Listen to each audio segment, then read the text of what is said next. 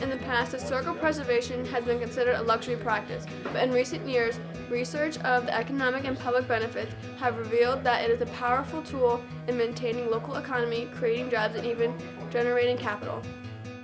Architecture is a direct and substantial representation of history in an area.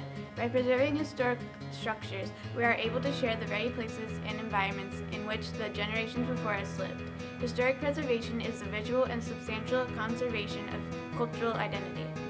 Preserving historical landmarks. There is a place for both the past and the present. Of course, we're talking to someone who's biased in modern life. And the question is, where does that line sit?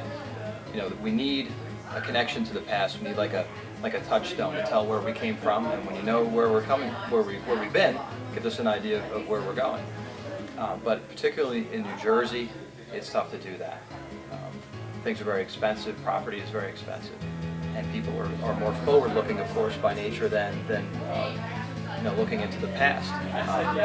But it's different from town to town and community to community. But somewhere in there has to be a sense of where we've been as humans, as Americans, and it'll give us a good clue of where we're going, and of course the lessons of the past too. And when you have something that's directly related to it, Washington's headquarters at Valley Forge, even something like the Burroughs Mansion here on Main Street, gives us an idea of what the past was like for people who were just like us that lived it.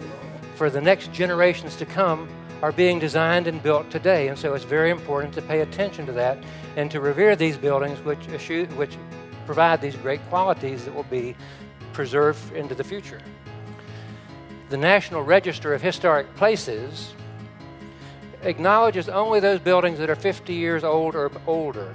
So it's going to come quite a shock to many preservationists to realize that ranch-style houses are now eligible for the National Register of Historic Places.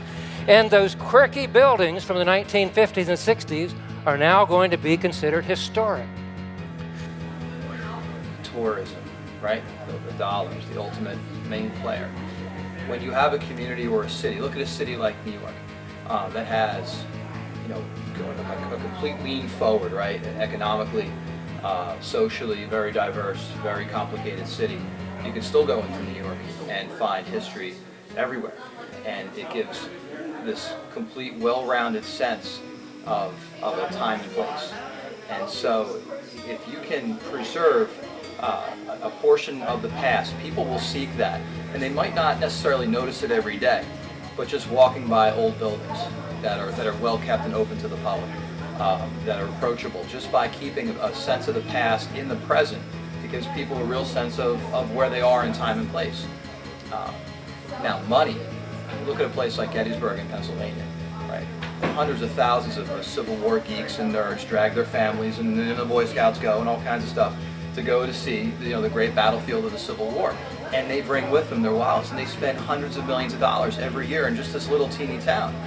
And and they bring their cars, which need gasoline. They buy souvenirs.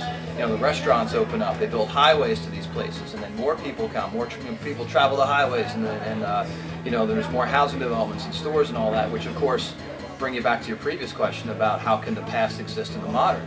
But because the past can make money for the modern, a lot of times you see the past preserved, not so much for the purpose of explicitly preserving the past, but the ability to make money on the past to benefit the future.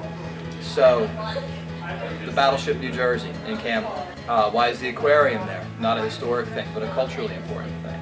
That's why cities need historical things for time and place, but also to bring tourism in and keep people coming. Philadelphia. What would Philadelphia be without Ben Franklin, right? Without Independence Hall and Constitution Center.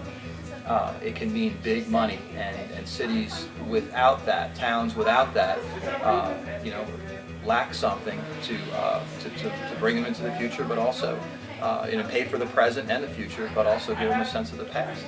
So it's always dollar signs.